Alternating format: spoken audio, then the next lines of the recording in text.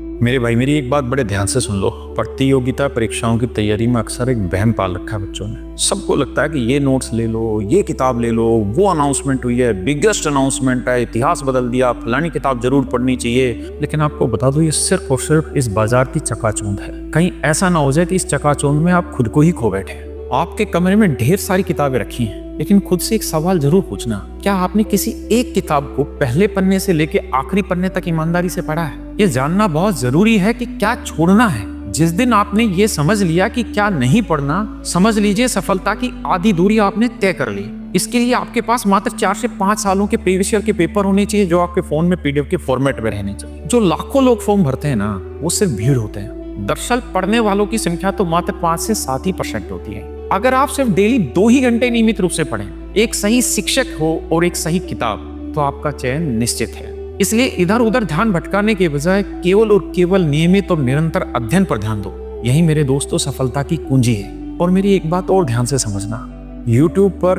किताबें और कोर्स बेचने वालों के लिए आप खरीदार हो सकते हैं, लेकिन आपके माँ बाप और आपके छोटे भाई बहन के लिए आप बहुत समझदार हैं। इसलिए समझदारी का परिचय दीजिए।